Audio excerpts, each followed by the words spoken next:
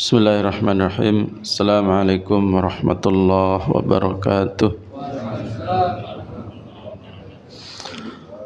Alhamdulillahilladzi arsala rasulahu bil huda wa dinil haqq liyudhhirahu 'alad dini kullihi wa kafa billahi shahida. Asyhadu an la ilaha illallah wahdahu la syarikalah wa asyhadu anna Muhammadan 'abduhu wa rasuluh. Allahumma salli wa sallim wa barik ala nabiyyinal karim wa ala alihi wa sahbihi wa man tabi'a hudahu ila yaumiddin, amma ba'd. Hadirin jamaah sekalian dirahmati Allah.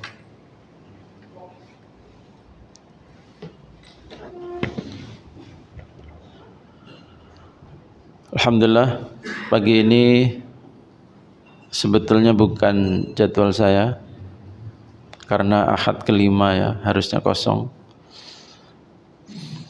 Dan untuk kali ini saya ingin menyampaikan materi yang tidak terkait materi yang biasa saya bawakan, yaitu hadis-hadis sahih riwayat Imam Bukhari dan Imam Muslim, tetapi kita akan menyampaikan tema bebas. Kali ini tema yang akan kita aktualkan adalah tema tentang murtad. Nah, jamaah sekalian,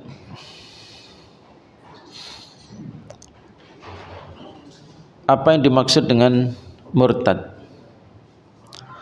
Secara bahasa, murtad itu adalah orang yang kembali dari satu tempat ke tempat sebelumnya. Bisa juga kembali dari satu kondisi, situasi kepada kondisi atau situasi sebelumnya. Bisa juga dari satu keyakinan kepada keyakinan sebelumnya. Makanya dalam Al-Quran ada ungkapan begini, wala tartaddu ala adbarikum, janganlah kamu murtad ke belakang, fatanqalibu khasirin, maka kamu akan menjadi orang-orang yang rugi. Ayat ini berkaitan dengan Bani Israel yang diperintahkan untuk memasuki Baitul Maqdis, tetapi mereka menolak untuk memasuki Baitul Maqdis, untuk memasuki Palestina, karena mereka justru mengatakan pergilah engkau dan Tuhanmu. Jadi memerintahkan agar Nabi Musa dengan Tuhannya yang masuk duluan. Nanti kalau musuh sudah dikalahkan, kami mau masuk. Nah, perintah awal adalah mereka diperintahkan untuk masuk ke tanah yang disucikan, tanah yang disakralkan, yaitu Baitul Maqdis. Wala tartaddu ala adwarikum, dan jangan kamu kembali ke belakang. Kalau udah di situ ya udah, jangan kembali ke belakang tempat asal kamu lagi, kira-kira begitu. Nah, dari sini bisa diambil makna secara bahasa bahwa murtad adalah orang yang kembali dari kondisi dari satu kondisi kepada kondisi sebelumnya. Nah, istilah secara bahasa ini kemudian dipakai sebagai istilah sebagaimana salat. Salat aslinya adalah artinya doa. Doa secara umum, baik ada gerakan maupun tidak ada gerakan, doa pokoknya. Tetapi kemudian diambil oleh syariat ini untuk menjadi satu istilah yang punya definisi. Demikian pula dengan murtad. Murtad tidak lagi dibiarkan sebagai makna dalam bahasanya, tetapi sudah dijadikan satu istilah yang mengandung definisi khusus, yaitu apa? Orang yang kembali kafir sesudah Islam, atau orang yang tadinya Islam kemudian pindah menjadi kafir. Ya. Jadi kesannya kan murtad itu orang yang tadinya kafir, Muslim, murtad lagi, kan gitu ya. Padahal dalam definisi bisa begitu, bisa juga tidak. Bisa juga memang dari kecil sudah Muslim, lalu kemudian mundur ke belakang menjadi kafir. Ya. Jadi istilah ini kemudian menjadi istilah yang populer dan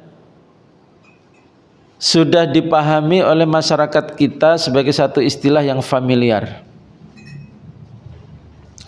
Nah, jemaah sekalian, apa urgensi membahas tema murtad buat kita sekarang? Nah, ini penting sekali. Ada setidak-tidaknya 6 urgensi. Kenapa tema ini kita anggap tema yang sangat penting? Yang pertama, kita hidup di zaman ketika umat banyak yang pemahaman Islamnya minim. Karena pemahaman Islamnya minim, maka sangat rentan untuk murtad. Karena kan orang itu semakin menguasai satu masalah, semakin sulit untuk ditipu dari masalah itu. Tetapi ketika dia kurang menguasai masalah, dia akan mudah ditipu. Begitulah sunatullah kehidupan. Contoh misalnya, seseorang menguasai tentang masalah motor. Ketika dibawa ke bengkel, dia tidak mudah ditipu oleh tukang bengkel. Tetapi kalau ibu-ibu yang biasanya cuman bisanya make, tidak ngerti sama sekali urusan motor, maka dia mudah ditipu oleh tukang bengkel itu. Harusnya diganti cuman 1/4 yang kecil, harganya murah, tetapi disuruh ganti banyak yang harganya mahal. Padahal seandainya nggak diganti nggak masalah. Nah, berarti apa? Pemahaman terhadap satu masalah itu bisa berpengaruh. Orang akan mudah tertipu dalam masalah itu atau tidak. Maka pemahaman terhadap Islam yang minim akan membuat orang mudah ditipu untuk keluar dari Islam, untuk digoda untuk keluar dari Islam. Yang kedua, alasan kenapa tema ini penting. Yang kedua, umat loyalitas dan komitmennya kepada agama ini banyak yang juga lemah. Ilmunya lemah, komitmennya lemah. Mana bukti komitmennya lemah?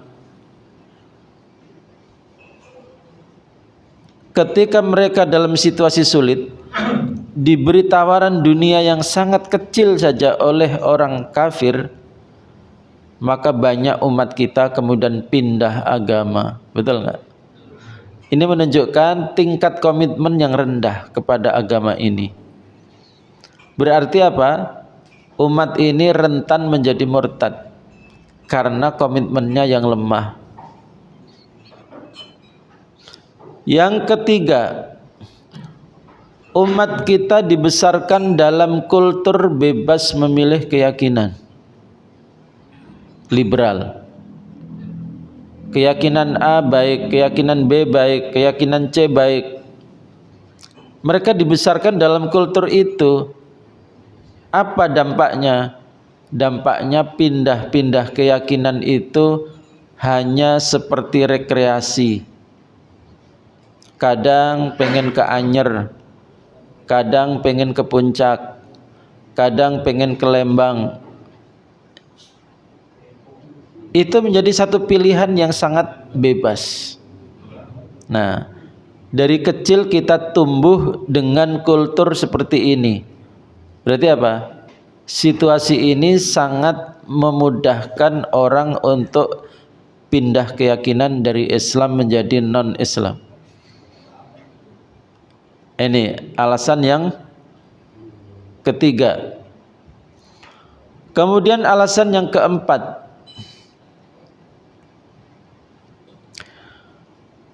perkara ini sebetulnya dianggap berat oleh Allah, tetapi cenderung dianggap ringan oleh manusia. Ini ada kaitannya dengan poin sebelumnya. Karena mereka tumbuh dengan kultur mudah bertukar-tukar keyakinan, sehingga mereka menganggap murtad itu perkara kecil. Padahal perkara ini sesungguhnya sangat berat di sisi Allah. Ini alasan yang keberapa? Yang keempat. Alasan yang kelima, hukum Islam yang menangani tentang murtad itu baru tertulis di dalam teks, tetapi tidak terlaksana di alam nyata. Betul?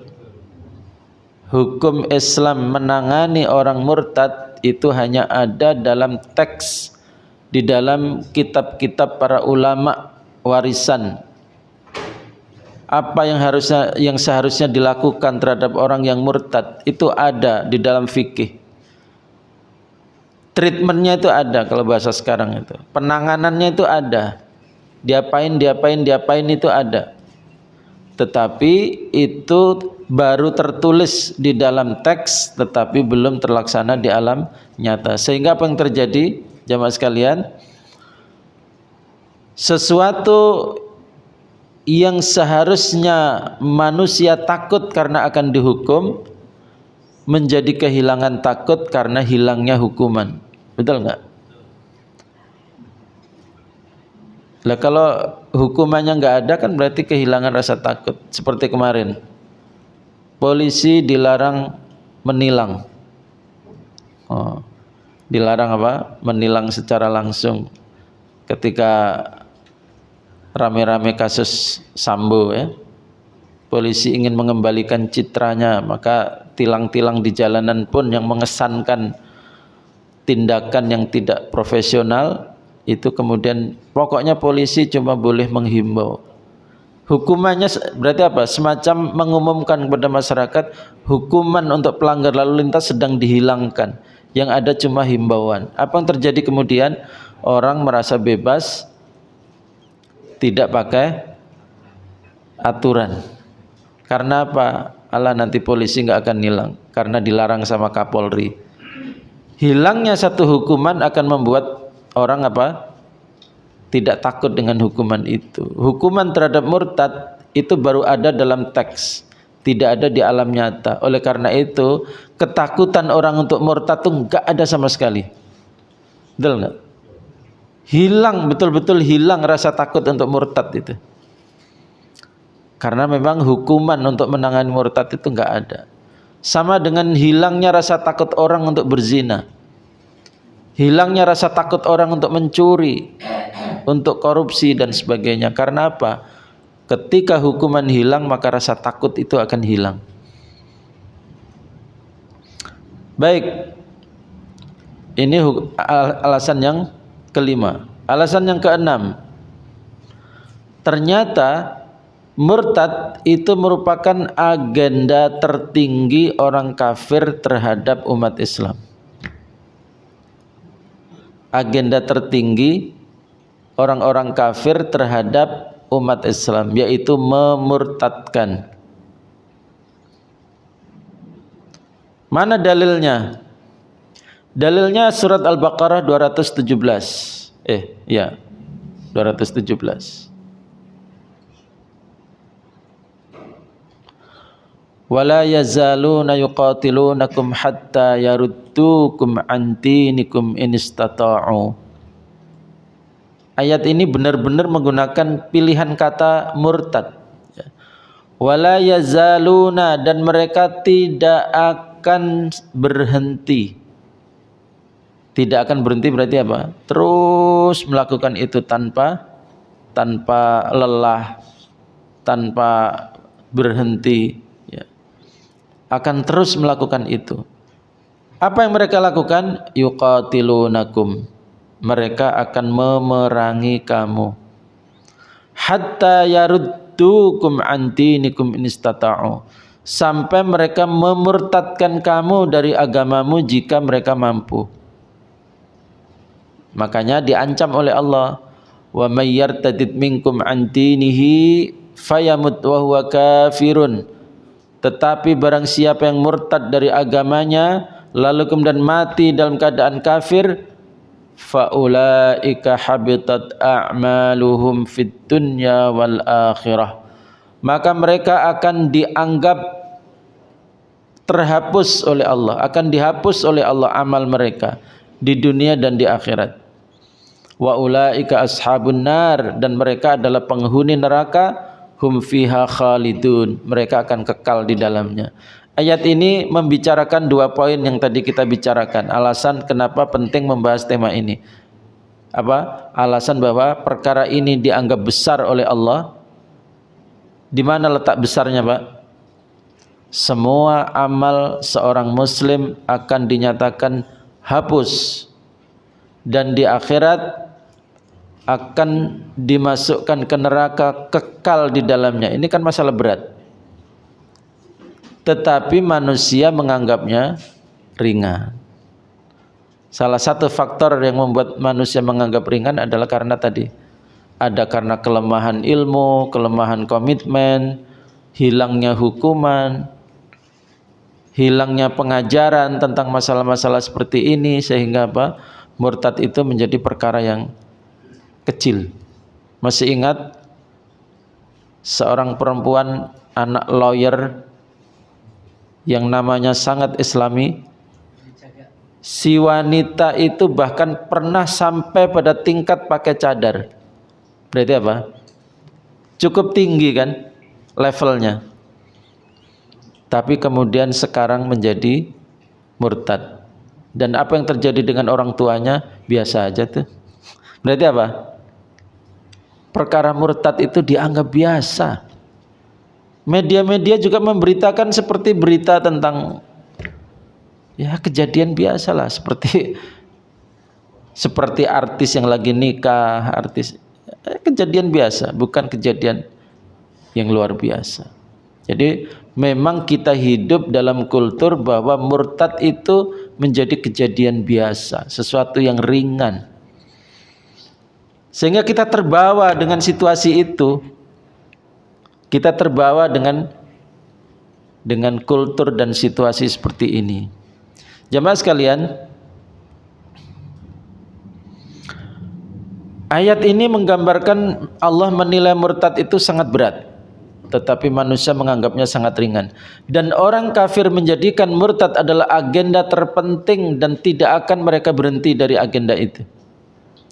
Mana buktinya? Mereka tidak pernah berhenti memerangi umat Islam untuk agenda itu. Jamaah sekalian, memerangi itu adalah puncak ekspresi kejengkelan kepada pihak lain. Kalau secara pribadi itu dengan membakar Al-Quran, itu puncak kejengkelan terhadap Al-Quran adalah merobek-robek Al-Quran, menginjak-injak Al-Quran dan membakar Al-Quran. Itu puncak kejengkelan terhadap Al-Quran secara individu. Tetapi puncak kejengkelan orang kafir secara komunitas, sebagai satu kekuasaan, mereka ekspresikan dengan cara apa? Dengan cara perang. Mari kita lihat sunatullah kehidupan. Ketika Rusia jengkel kepada Ukraina, gara-gara Ukraina sudah terikat perjanjian, negara-negara bekas Uni Soviet itu tidak boleh dimasukkan ke dalam organisasi NATO. Karena dari dulu ini musuhan NATO sama Pakta Warsawa. Yang satu aliran Amerika, yang satu aliran komunis. Negara-negara terhimpun di Pakta Komunis sama negara-negara terhimpun dalam Pakta Liberal Amerika, NATO. Ketika Uni Soviet bubar, itu ada klausul negara-negara bekas komunis yang dulu anggotanya Uni Soviet itu jangan dimasukkan sebagai anggota NATO. Ada perjanjian itu. Ternyata apa? Sengaja Amerika memancing di air keruh. Pelan-pelan negara-negara itu ditawari jadi anggota NATO. Sampai kepada negara yang menjadi halaman depannya Rusia, yaitu Ukraina. Di situ ada sisa-sisa senjata Rusia zaman Uni Soviet dulu. Kan Rusia mikirnya apa? Nah, kalau Ukraina masuk NATO, habislah kita. Betul nggak, Pak? Kayak ginilah, kita dulu juga kan jengkel ketika Timur Timur lepas dari Indonesia. Kenapa? Pasti akan dijadikan pangkalan militer oleh Australia atau oleh Amerika. Wah, habis Indonesia. Pikirannya kan begitu. Nah, Rusia sudah mengingatkan Ukraina, jangan lakukan. Harus Anda tidak gabung dengan Rusia nggak masalah, tapi Anda harus menjadi negara netral. Kira-kira begitu permintaan siapa? Rusia. Ternyata Ukraina masih tetap melakukan manuver-manuver untuk masuk menjadi negara NATO.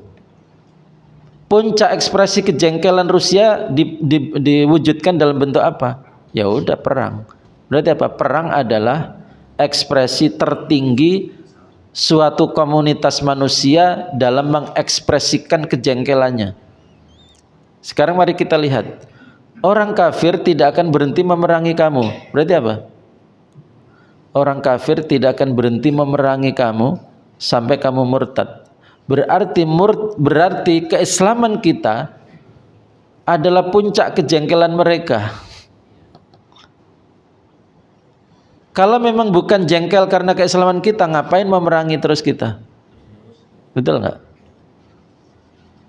Maka, nah ini di sini harus kita tahu, sesuatu yang paling dibidik oleh musuh itu harusnya menjadi sesuatu yang paling dilindungi. Betul nggak?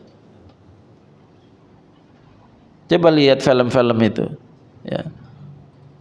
Kalau musuh membidik ring atau cincin misalnya yang menjadi pusaka, wah, benda itu yang dilindungi dengan segala cara.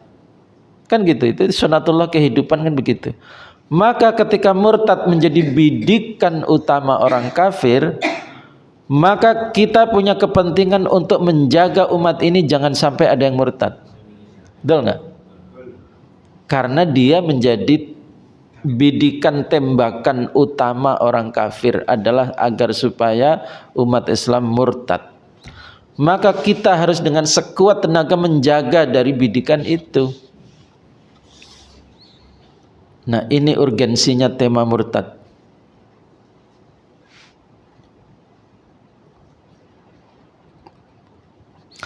Jamaah sekalian, belum lagi kalau kita lihat ayat yang mendukung ayat yang lain, ayat yang sangat familiar. Walan tarda ankal yahudu walan nasara hatta tattabi'a millatahum. Orang Yahudi dan Nasrani tidak akan ridha kepada kamu atas keislamanmu sampai kamu mengikuti milah mereka, agama mereka, ideologi mereka.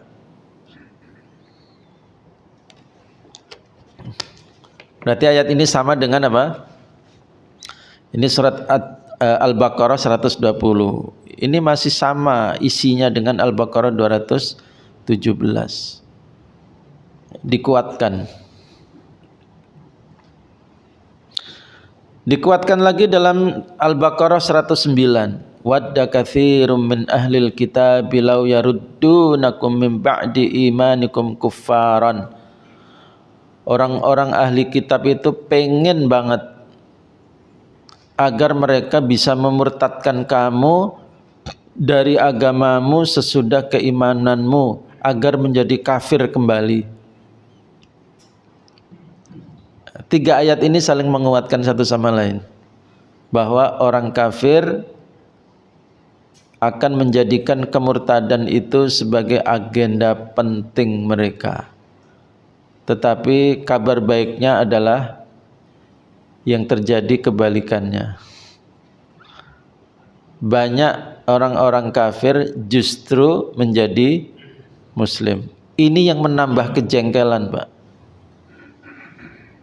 Maka kita bisa melihat seorang Rasmus Paludan, orang Swedia Denmark, ya, jadi paspornya ganda dia, berpaspor Swedia sama berpaspor Denmark. Itu merasa perlu mengekspresikan kejengkelan itu dengan membakar Al-Quran. Karena mereka ingin memurtadkan nggak bisa, malah kebalikannya, teman-teman mereka sesama orang Eropa itu malah masuk Islam. Tambahlah kejengkelan itu. Maka kita bisa memahami kenapa mereka melakukan itu.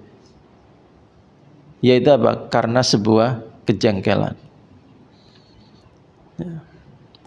Yang menarik adalah seorang Muslim Swedia keturunan Mesir itu bikin ulah tandingan. Dia meminta izin kepada polisi Swedia untuk membakar Taurat di depan kedutaan Israel. Wah, cerdas ini orang. Apa yang terjadi kemudian? Diplomat-diplomat Israel kelimpungan melobi pemerintah Swedia agar melarang rencana itu. Dan akhirnya memang dilarang, nggak diizinkan. Padahal membakar Al-Quran siapa yang jagain? Polisi. Dijagain polisi Swedia, berarti apa? Itu diizinkan oleh pemerintah Swedia. Tetapi giliran izin untuk membakar Taurat dilarang. Ini kan standar ganda. Ini saja kalau dibuka ke media, ke dunia internasional supaya mereka baca. Inilah hipokritnya mereka. Berarti apa? Enggak ada alasan yang sesungguhnya kecuali alasan kejengkelan. Ya, begitulah.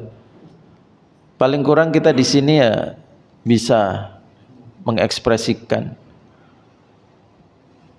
Pemerintah atau masyarakat itu bisa menyampaikan protes itu untuk menunjukkan bahwa umat Islam melawan dan menentang apa yang mereka lakukan itu.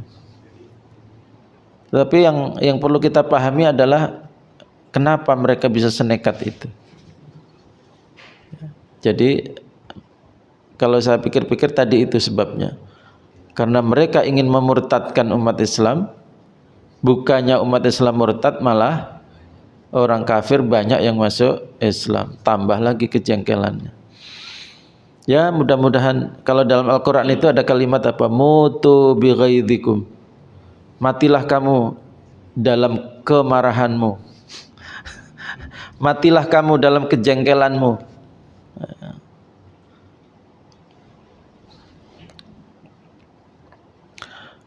Baik, kemudian apa saja pintu yang bisa menyebabkan orang murtad? Sebelum itu saya ingin sampaikan kenapa murtad itu sesuatu yang sangat besar dalam pandangan Allah.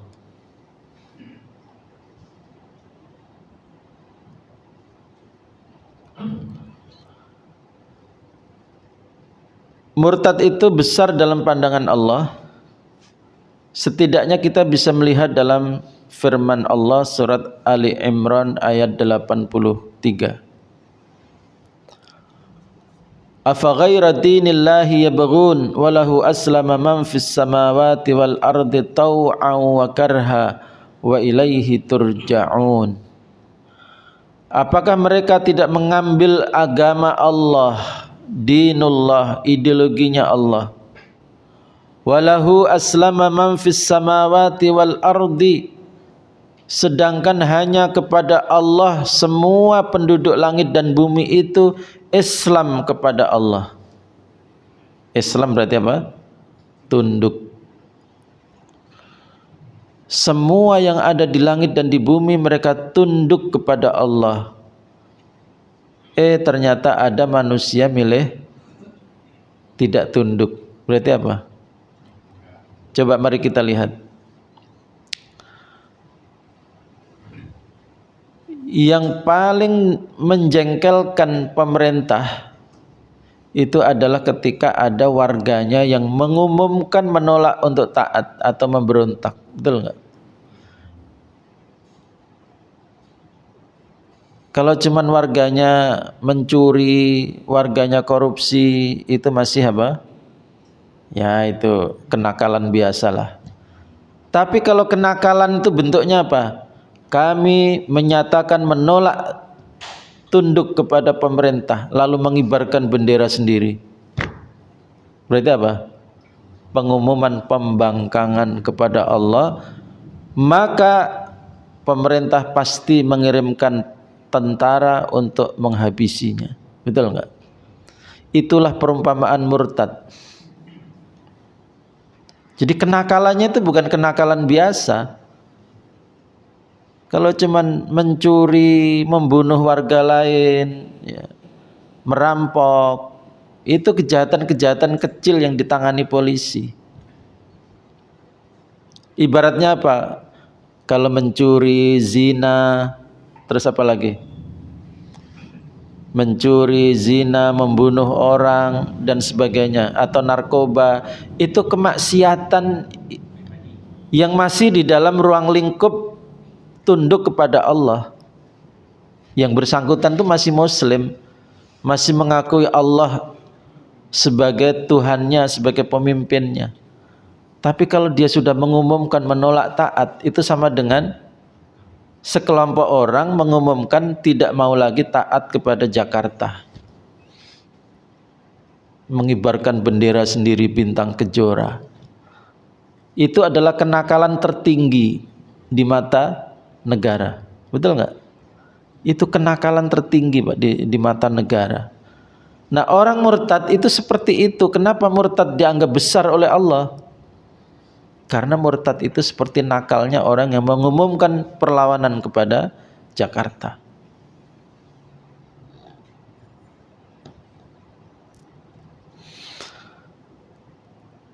Di samping memang kita diperintahkan untuk masuk Islam itu secara keseluruhan. Ya ayyuhalladzina amanu dukhulu fis-silmi kaffah. Semuanya kita disuruh masuk Islam. Baik, jamaah sekalian dirahmati Allah.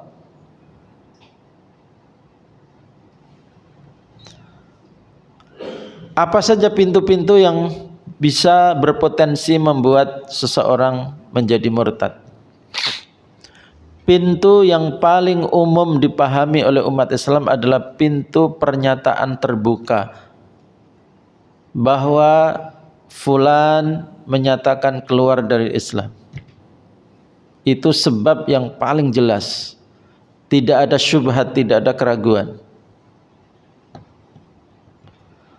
Tetapi ada pintu lain yang bisa menyebabkan orang meskipun tidak begitu jelas dia mengumumkan telah murtad, tetapi dalam pandangan Allah dia bisa dinilai murtad dan kita pun bisa menghakimi. Kita di sini maksudnya majelis para ulama, qadhi, hakim-hakim dalam sistem hukum Islam untuk menyimpulkan yang bersangkutan telah murtad. Ada 4 pintu yang bisa kita sebut. Pertama, pintu qaulul qalbi. Apa itu qaulul qalbi? Qaulul qalbi adalah ucapan hati. Ucapan hati itu adalah sesuatu yang terdetik atau membuat kita bergumam di dalam hati. Biasanya dalam ilmu akidah disebut dengan tasdiq, membenarkan, atau takdzib, mendustakan. Tasdik itu gimana? Ada orang datang bawa berita. Oh, benar nih kayaknya berita. Nah, gumam dalam hati untuk membenarkan itu namanya ucapan hati. Ada orang bawa berita, meragukan. Seperti apa? narasi yang dibuat begitu indah sambil nangis-nangis yang dilakukan oleh seorang terpidana wanita, itu cuma diketawain sama orang, diperkosa, habis diperkosa dibanting 3 kali, ternyata yang merkosa dipanggil ngobrol berdua 15 menit. Kan ucapan yang kemudian hati kita walaupun nggak ngomong itu sudah apa? Bohong ini. Nah, takdzib mengatakan bohong ini. Itu namanya apa? Ucapan hati. Qaulul qalbi. Nah, ketika ada ayat datang atau hadis yang sahih datang, lalu dia meresponnya dengan bohong ini, nggak benar ini. Berarti apa? Takdzib, mendustakan. Mendustakan Allah, mendustakan Rasulnya, mendustakan ayatnya, hadis yang sahih. Itu bisa masuk kategori apa? Qaulul qalbi, yang menyebabkan seseorang dianggap murtad oleh Allah meskipun nggak kelihatan. Kenapa? Karena dilakukannya di dalam hati. Misal apa? Hadis sahih bicara tentang bagaimana treatment ketika ada lalat masuk ke minuman. Suruh apain? Ditenggelamin, diambil, dibuang, diminum, lalatnya dibuang, lalu airnya kita minum supaya tidak mubazir. Orang kadang-kadang iseng juga, udah ngikuti itu, langkah pertama lalatnya dicelupin, lalatnya kemudian diambil, airnya dibuang. Itu namanya apa? Itu namanya guyonan. Itu namanya takdzib, itu malah menjengkelkan. Lah kalau memang mendustakan hadis itu ya mending nggak usah melakukan apa-apa, malah apa? Malah seperti pelecehan, mencandai. Nah, kalau orang tidak mampu melakukan itu karena apa? Perasaannya itu nggak bisa minum air bekas ada lalat, ya oke lah, tapi kan dia tidak mendustakan, betul nggak? Dia tidak mendustakan, ya Allah ampunilah diriku, aku tidak mampu minum, tapi membenarkan hadis itu. Yang salah adalah apa? Bohong ini, mana ada lalat kok suruh dimasukin, ini konyol ini, enggak, ini saya nggak percaya. Itu berarti apa? Itu namanya qaulul qalbi, yang mendustakan hadis Nabi. Nah, qaulul qalbi itu bisa membuat seseorang dianggap murtad oleh Allah meskipun enggak kelihatan oleh orang lain. Justru inilah pentingnya ilmu tentang murtad tadi itu, Pak. Betul enggak? Supaya kita tahu kondisi-kondisi yang bisa membuat kita dianggap murtad oleh Allah. Supaya apa? Ketika nanti masuk ke kampung akhirat, kita merasa membawa amal yang begitu banyak, ternyata apa?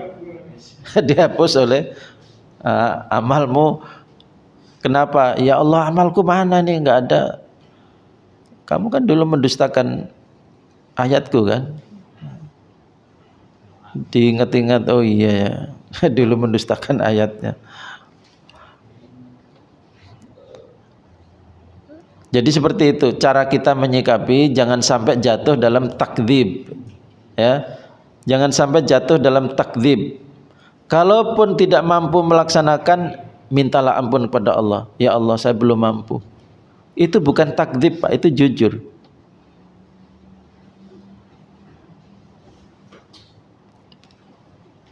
Kan guru itu suka dengan anak yang jujur. Maksudnya apa? Emang sih ujiannya itu nilainya nggak pernah bagus, tapi apa? Dia tuh mau usaha, betul nggak? Itu guru senang sama orang seperti itu. Orang yang tidak mampu minum tadi itu, tidak mampu minum karena tidak bisa, bakal muntah misalnya. itu masih ada usaha, dihargai oleh Allah. Yang akan dimurkai Allah adalah tadi, bohong ini hadis ini nggak benar ini. Saya belajar ilmu kesehatan tuh nggak ada teori seperti itu. Misalnya gitu kan. Jadi itu namanya apa? Mendustakan. Yang kedua, amal qalbi. Apa itu amal qalbi, Pak? Amal itu kan bukan sesuatu yang terdetik, tetapi apa? Sesuatu yang mengendap secara permanen. Contoh, benci.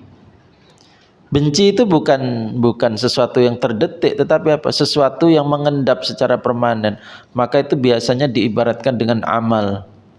Amal qalbi. Benci kepada siapa? Benci kepada Allah, benci kepada Rasul, dendam kepada Rasul, memberikan loyalitas kepada orang kafir. Itu adalah amal qalbi yang bisa menyebabkan orang dianggap murtad oleh Allah meskipun nggak kelihatan oleh orang lain. Inilah pentingnya ilmu tentang murtad. Untuk membentengi diri kita, jangan sampai kita merasa membawa amal banyak ternyata tidak dianggap oleh Allah.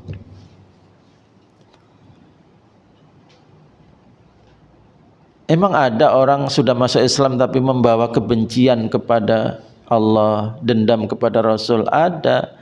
Contohnya siapa? Munafik. Abdullah bin Ubay.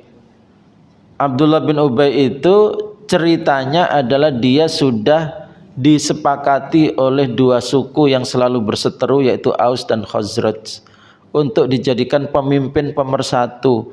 Sudah ditentukan hari hanya, sudah dibuatkan mahkota, tinggal menunggu pelantikannya. Coba, itu calon presiden yang sudah tinggal nunggu hari pelantikan itu gimana coba hatinya? Kan sudah berbunga-bunga, ya enggak, Pak? Luar biasa, itu sudah berbunga-bunga bakal jadi pemimpin besar Madinah. Ternyata Rasulullah hijrah dari Mekah ke Madinah. Orang-orang yang tadinya mengeluh-elukan dia, hati-hati Pak, di Jakarta jangan sampai menjadi ustadz yang dieluh-elukan. Karena kalau dieluh-elukan kan begini.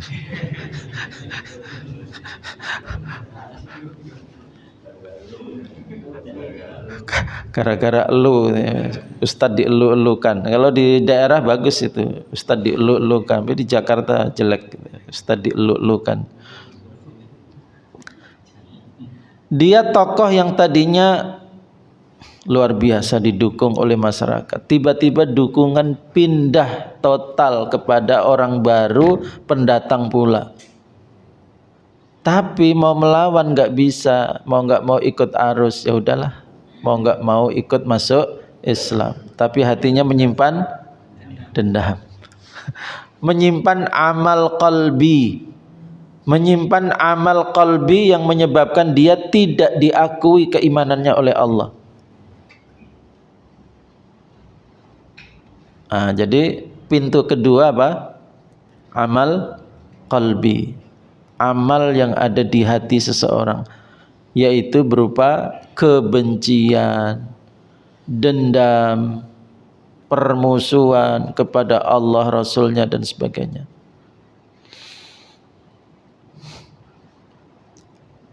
Yang ketiga, qaulul lisan. Apa itu qaulul lisan? Ucapan menggunakan lisan, yaitu kalimat terbuka yang disampaikan di depan publik bahwa dia telah pindah agama. Kalau ini nggak ada syubhat, betul nggak Pak? Ini nggak ada syubhat, udah jelas terang benderang. Apalagi KTP-nya sudah diganti agamanya, itu udah makin jelas lagi.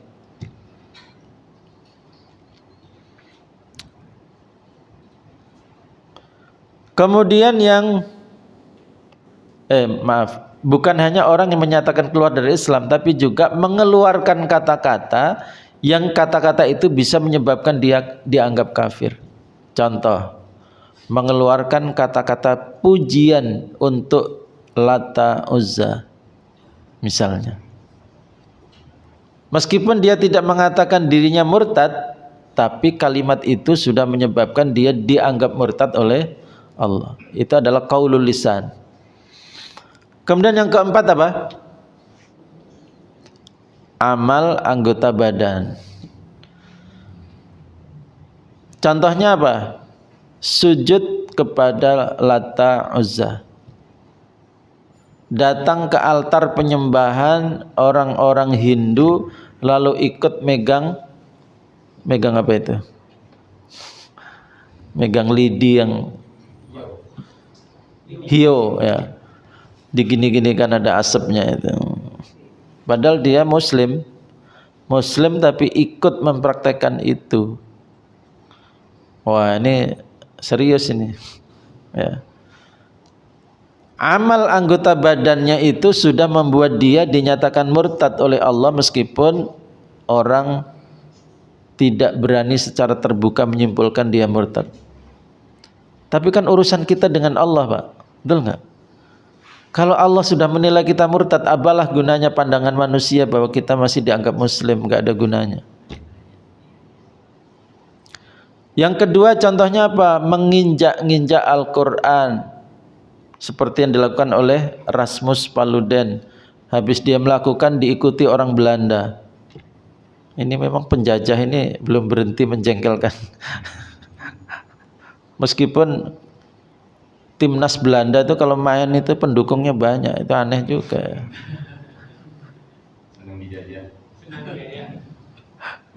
Timnya mantan penjajah itu masih disukai juga. Baik, menginjak Al-Quran, merobek-robek Al-Quran, meludahi Al-Quran dengan ekspresi kebencian. Nah, itu semua termasuk contoh yang lain adalah mengalungkan salib. Itu adalah amal anggota badan yang menyebabkan yang bersangkutan dinilai murtad. Meskipun orang tidak ada yang berani mengatakan secara terbuka bahwa dia telah murtad. Tetapi itu bagi Allah itu sudah simbol, sudah tanda. Menginjak Al-Quran itu apalagi coba. Tadi mendustakan saja dalam hati apa Pak? Mendustakan dalam hati saja bisa menjadi penyebab. Apalagi ini menginjak dengan ekspresi kebencian. Wah, ini lebih lagi ini. Nah, itu pintu-pintu yang bisa menyebabkan orang dinyatakan murtad, sekurang-kurangnya murtad dalam penilaian Allah.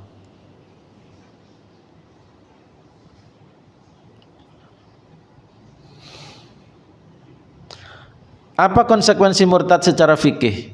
Nah ini, apa konsekuensi murtad dalam hukum Islam, Pak? 1, dihukum mati. Yang tadi kita bahas, teksnya ada tetapi pelaksanaannya nggak ada. Yang kedua, tidak disolati jenazahnya. Karena tidak disolati ya jangan hadir. Maksudnya jangan hadir ikut menyelenggarakan. Kalau ada orang nyolatin karena nggak tahu ya urusan mereka lah. Yang ketiga, tidak dimakamkan di kuburan muslimin. Ini yang kadang-kadang aneh ya dalam kehidupan ini. Ketika mati saja dipisah secara jelas, giliran hidup maunya nyampur-nyampur. Orang Nasrani Natal, selamat Natal. Giliran mati dipisah secara tegas. Aneh nggak? Ketika hidup campur-campur, ketika mati malah dipisah dengan tegas. Nah, kemudian yang keempat, warisannya tidak bisa dibagi kepada ahli waris. Yang kelima, warisannya disita oleh Baitul Mal sebagai fai', sebagai rampasan untuk dibagikan kepada umat Islam sesuai mekanisme pembagian yang berlaku. Nah, kita cuma bisa membacakan, Pak. Membacakan apa? Teksnya. Tetapi kalau ada orang yang tidak melaksanakan teks ini, kita juga nggak bisa ngapa-ngapain. Baik, sudah jam 6. Barangkali ada pertanyaan. Ini kalau nanti ada kesempatan kita akan lanjutkan. karena belum selesai pembahasan tentang masalah murtad ini. Ya. Waalaikumsalam. Terkait dengan murtad secara lisan, kita tidak tahu motivasinya apa. Yang saya sampaikan kenyataan pemimpin lalu diikuti oleh rakyatnya mengucapkan salam, assalamualaikum, om paman. Terus apa lagi tuh Pak? Gimana tuh Pak? Iya. Kita nggak tahu motivasinya apa tuh Pak? Gimana tuh Pak? Ya, begini. Kalau membahas tema murtad, tidak otomatis ini merupakan bentuk dorongan supaya kita takfir. Takfir itu apa, Pak? Mengkafirkan. Membahas tema murtad satu hal, takfir satu hal yang berbeda. Artinya begini. Di dalam sejarah, ya, di dalam sejarah, kalau ada orang yang pelanggarannya sudah dianggap murtad, itu para ulama bersidang. Para ulama bersidang, menyampaikan fakta-fakta, menyampaikan bukti-bukti, saksi dan sebagainya, lalu vonis keluar. Fulan dalam sidang para ulama dinyatakan telah keluar dari Islam. Makanya takfir tidak boleh dilakukan individu sebagaimana hukum yang lain. Coba hukum potong tangan itu bisa nggak dilakukan individu? Nggak bisa. Orang mencuri itu didatangkan dulu ke mahkamah pengadilan syariat, didatangkan bukti-buktinya, saksi-saksinya, dinyatakan betul dia telah mencuri dan pencuriannya sudah sampai nisab. Jadi nggak cuma zakat Pak, ada nisabnya. Mencuri itu ada nisabnya. Nyuri cuman permen ayam seekor itu nggak dipotong tangannya, ada nisabnya. Nah, mencurinya jelas terbukti, ada saksinya, sudah sampai nisabnya, baru keluar vonis dia dipotong tangan. Potong tangan pun nanti kan ada timnya itu yang melakukan itu, algojonya. Jadi apa? Itu tipe hukum yang tidak bisa dilakukan individu. Sama dengan hukuman terhadap murtad, baik hukuman lisan dengan mentakfirnya maupun hukuman fisik dengan membunuhnya, itu tidak bisa dilakukan secara individu. Karena mirip dengan hukum Islam yang lain. Contoh misalnya, Islam punya hukum orang yang sudah berkeluarga, sudah punya pasangan, tapi zina dengan yang lain. Apa hukumannya dalam Islam? Rajam. Bisakah rajam dilakukan sendirian? Saya ingin melaksanakan hukum Islam. Dia sudah terbukti selingkuh. Wah, langsung digali tanah, diikat, terus pasang di situ, dikubur, dia lemparin sendirian sampai mati. Ya nggak bisa. Itu tipe hukum yang nggak bisa dilakukan individu. Itu harus ada sistemnya yang mendukung. Sama dengan mengkafirkan. Mengkafirkan itu nggak bisa satu orang, oh menurut saya sudah cukup buktinya, langsung mengeluarkan vonis dia telah kafir, nggak bisa. Baik vonisnya maupun pelaksanaan hukumannya itu ada mekanismenya. Makanya ketika kita membahas tema ini, tema murtad, bukan berarti kita dianjurkan untuk secara pribadi-pribadi melihat orang punya kesalahan dan secara teoritis itu bisa dianggap murtad lalu kita umumkan dia telah murtad, nyebut nama lagi di depan publik. Nah ini nggak boleh, nggak boleh, karena vonisnya maupun hukumannya itu pelaksanaannya tidak boleh individu. Makanya tadi saya bilang ini adalah kita jadikan sebagai ilmu supaya kita tahu membentengi diri kita sendiri sekurang-kurangnya, bahwa jangan sampai kita punya amal, punya ucapan yang sampai menyebabkan kita dinilai murtad oleh Allah. Nah, Kalau tadi pertanyaan gimana dengan orang yang salamnya aja campur-campur, apakah ini menyebabkan dia murtad? Tidak. Tetapi ini lebih karena kejahilannya, ketidaktahuannya terhadap syariat Islam, dan menunjukkan umat Islam kehilangan harga diri di lingkungannya sendiri yang mayoritas. Coba, ini kan zaman dulu tahun 60-an itu kan belum ada, Pak. Pejabat-pejabat kita itu kalau salam ya salam aja, assalamualaikum. Kalaupun ada tambahannya selamat pagi, selamat sore, itu kan sudah cukup. Kenapa? Yang minoritas pun ngerti, oh kita minoritas, nggak disebut ya nggak apa-apalah, namanya juga minoritas, ya nggak? Sekarang aja yang mayoritas malah cari muka kepada minoritas. Itu kalau bukan karena orang yang kehilangan harga diri dengan keislamannya, apalagi yang bisa disebut? Kehilangan harga diri sebagai mayoritas. Atau penyebab yang kedua, karena kuatnya akidah liberal, sehingga dia harus mengamalkan liberalisme dan ditunjukkan kepada seluruh dunia bahwa dia liberal sejati. Mana buktinya? Salam pun harus gado-gado. Mana di antara dua sebab itu yang paling mungkin? Ya, dua-duanya saya yakin, dua-duanya. Kehilangan harga diri sebagai muslim. Yang kedua, karena begitu dominannya akidah liberal sehingga orang kalau tidak menampilkan citra liberal itu pasti dituduh radikal. Orang harus mencari muka supaya tidak dituduh liberal, yaitu dengan mencitrakan dirinya liberal tulen, dengan tanpa ragu mengucapkan salam gado-gado. Betul nggak? Ya Allah, ini umat kita itu kayak gini kualitasnya, Pak. Baik masyarakat awamnya maupun pejabat-pejabatnya kayak gini kualitasnya. Maka kita sampaikan ilmu kepada mereka supaya mereka ngerti bahwa itu penyebabnya cuma dua. Satu, muslim yang kehilangan harga diri atas keislamannya, kemayoritasannya. Yang kedua, karena kalah dengan dominasi akidah liberal.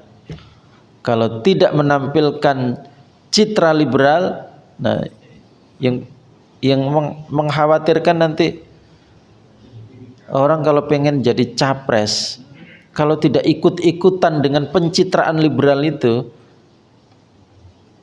akan dituduh radikal atau intoleran atau politik identitas atau apalah namanya. Apa dampaknya? Bisa-bisa keterpilihannya berkurang, elektabilitasnya bisa turun. Seandainya boleh memilih sebagai muslim yang mempertahankan identitas keislamannya, biarin elektabilitasnya turun asal tidak menjual agama. Nah, saya khawatir nanti menjelang 2024 ini tokoh-tokoh yang mencalonkan diri menjadi calon presiden, dia ada kemungkinan tergoda untuk mencitrakan dirinya seorang liberal sejati dengan mempraktekkan salam gado-gado.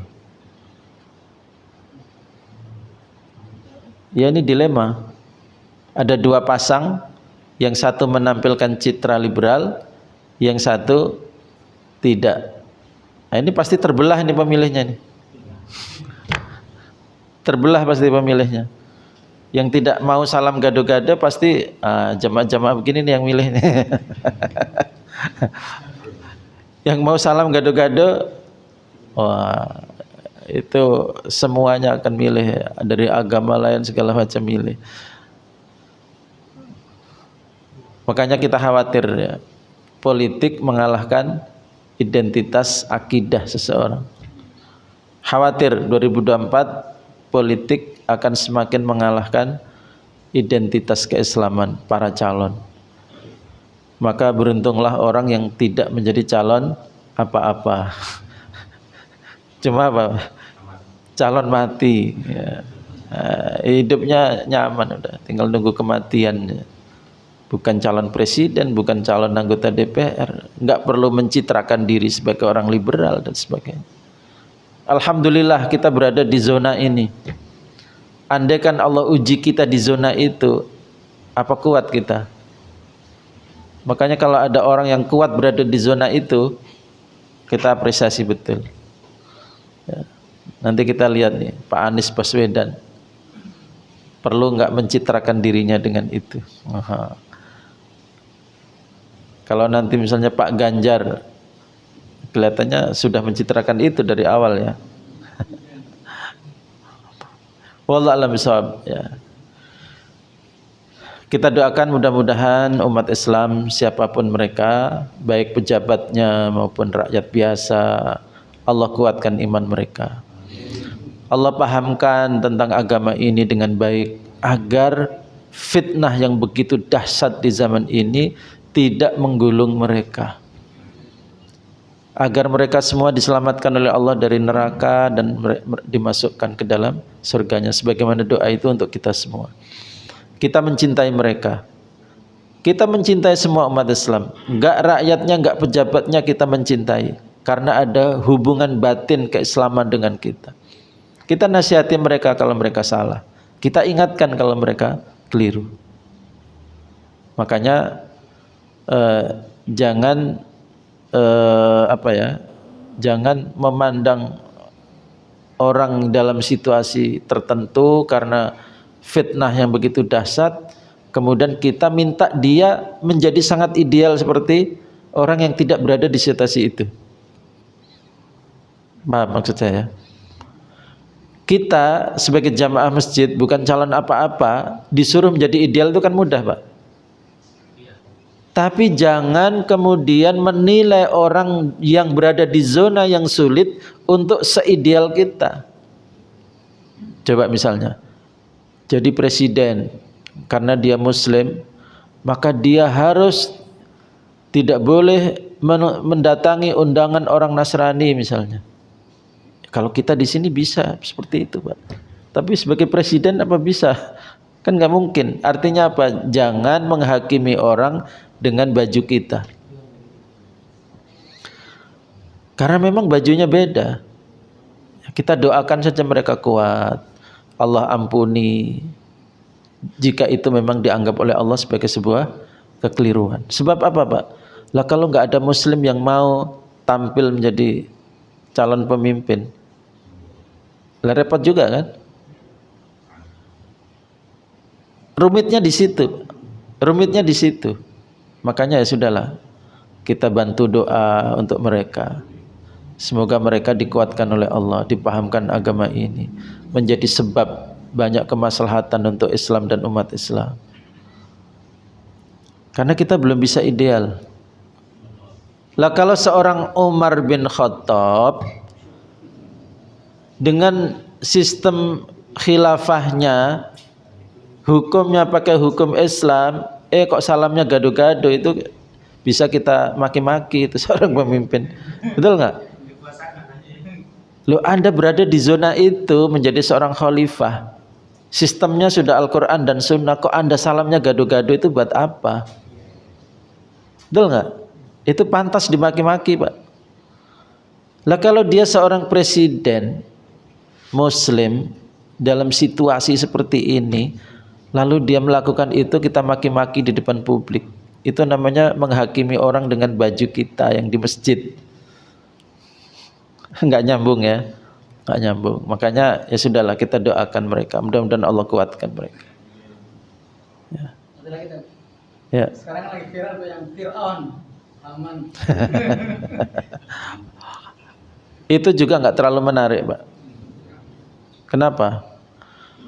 Fir'aun itu ditampilkan oleh Allah, itu bukan cuma sisi arogansinya, tetapi sisi mengambil alih posisi ketuhanannya itu juga. Maka tidak bisa membandingkan sosok Fir'aun dengan sosok presiden di Indonesia, di mana agamanya Islam. Bagaimanapun, meskipun katakanlah liberal, tapi kan tadi, ya posisi itu memang harus liberal. Posisi itu mengharuskan dia untuk liberal. Sulit. Posisi itu kok dia seorang idealis itu yang nggak bakal kepilih. Nah itu dilemanya. Ya, maka membandingkan Fir'aun dengan segala aspeknya dan ciri-cirinya dengan presiden Indonesia, meskipun banyak yang tidak disukai kebijakannya dan segala macamnya, itu tidak akurat membandingkan itu. Makanya memaksakan diri membandingkan ya harus dibatasi. Dalam arogansinya mirip Fir'aun, oke. Tapi tidak bisa apa? Seluruh aspeknya itu sama dengan Fir'aun, nggak bisa. Wallahu a'lam bishawab. Saya kira itu. Barangkali ada lagi. Ini di luar juga hujan. kita dipaksa oleh situasi untuk tidak keluar masjid, kan itu masalahnya. Baik, sampai di sini semoga bermanfaat. Aqulu qouli hadza wa astaghfirullah li wa lakum wa sallallahu ala nabiyyina Muhammad wa ala alihi wa sahbihi wa baraka wa sallam. Akhiru da'wana alhamdulillahi rabbil alamin. Subhanakallahumma bihamdika asyhadu an la ilaha illa anta astaghfiruka wa atubu ilaik. Wassalamu alaikum warahmatullahi wabarakatuh.